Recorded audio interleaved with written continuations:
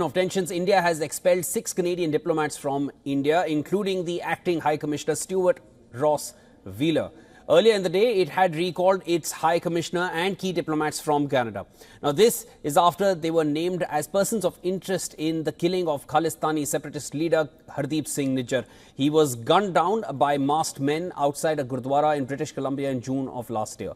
Canadian Prime Minister Justin Trudeau accused Indian diplomats of engaging in activities that he said posed a significant threat to public safety.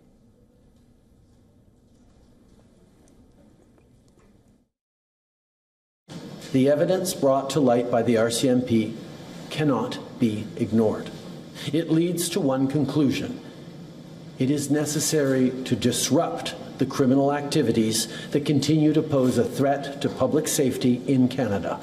That is why we acted, because we will always, first and foremost, stand for the rights of Canadians to feel safe and secure in their own country.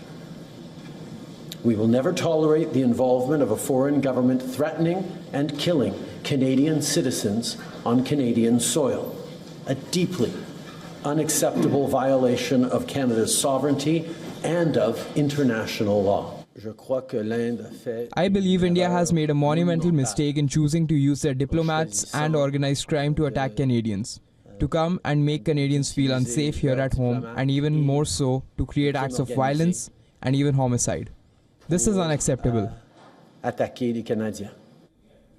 Moreover, Trudeau also spoke with his UK counterpart Keir Starmer about what Canada called targeted campaign by agents linked to the government of India. The Canadian police said on Monday that it has significant amount of information on criminal activity being orchestrated by agents of the Indian government. In an official response, India called the allegations preposterous and ascribed them to the political agenda of Trudeau's government. New Delhi highlighted that Ottawa has failed to provide any evidence since making allegations against Indian officials with regards to the murder of Nijjar. Not a shred of evidence has been provided, is what the Indian government has said, and despite multiple requests. Further, it listed multiple instances since 2018 as evidence of Trudeau's hostility towards India. Earlier, India's foreign ministry summoned Canada's top diplomat. He was told that in the atmosphere of extremism and violence prevailing in Canada, the Trudeau government's actions endangered the safety of India's diplomats. The decision to recall its top diplomat and other targeted officials was also communicated.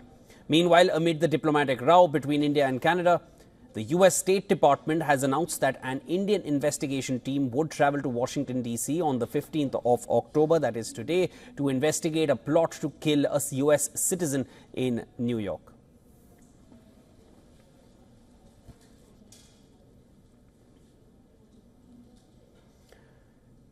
All right, for more on this, we are now being joined live by retired Captain Alok Bansal from New Delhi. He is a director of India Foundation and executive director of South Asian Institute for Strategic Affairs. Captain Bansal, thank you so much for joining me right here on Beyond World is One. Sir, the words used by the Indian government in this diplomatic release, they're rarely heard or seen in diplomacy. Words like regime instead of government, they've also said regime, preposterous, ludicrous, absurd. It's clearly a loud and firm response to Ottawa. Give me your take on India's response here. See, after what Canadians had done, Indian government was left with no other alternative but to react, and it reacted strongly. Because one needs to understand that Canada's response to terrorism has been varied. There was a time when Emperor Kanishka was blown off, taking off from Canada, but even the perpetrators are even today walking free because they were discharged or released or acquitted for want of evidence. On the other hand, based on a ridiculous story without any figment of proof, the Canadian government has placed these Indian diplomats as persons of interest, and according to Canadian media, have expelled them. Though, of course, the Indian government has said that they have recalled them. Yes. That's actually a very, very drastic step. And I think showed very clearly the mentality of the present regime in Canada, which has always been infested with Khalistani sympathizers. We also need to understand that the current regime in Canada is dependent on the support of New Democratic Party, even though it has withdrawn its support, but it has actually it has not yet dislodged the Trudeau government. It has not actually brought in a vote of no confidence against the government. Yes. And the leader of the Democratic Party, Jagmeet Singh, has very clear Khalistani links. If you go back into history of this man, he has been protesting against visits of Indian ministers to Canada even decades ago. So his known linkages with Khalistanis is known. Even within the Liberal Party of Trudeau, there are numerous MPs with Khalistani linkages. In fact, one of their former MPs, Ramesh Sangha, was expelled from the party for highlighting this fact that there are numerous Liberal MPs who have links with Khalistani terrorists. Now, this being the facts, the government of India had no other option but to expel them and use very strong words. Absolutely. Captain Bansal, now just taking further from what you just mentioned, reports suggest that over 25 Liberal MPs signed a document recently when Trudeau was in Laos calling for Trudeau's ouster. Recent losses in Montreal and Toronto in the by-elections and then the distance with the NDP. Jagmeet Singh has now suddenly distanced himself from Trudeau. Are the recent developments against India that Trudeau is trying to carry forward at this point, is this a last-ditch effort by Trudeau to garner support from specific cadres in Canada to retain power? There is no doubt that his actions at this point of time are with the sole aim of self-preservation. He hopes that by doing so, he will garner Jagmeet Singh and his party's support and will be able to keep the Khalistani MPs within his entourage with him. And that will prevent or thwart any attempts to dislodge him from the leadership position of the Liberal Party. Captain Bansal, also one more point. Now, there was nothing mentioned by Trudeau or the recent report from the RCMP talking about the Khalistani elements posing a threat to Indian nationals, to Hindu temples, to Hindus at large, and of course the Indian diplomats in Canada. What they've mentioned is that Indian diplomats or nationals from the Indian government, they are posing a threat to public safety. Give us your assessment. Is this report just to be seen as a compromised one since it has no mention of other obvious facts?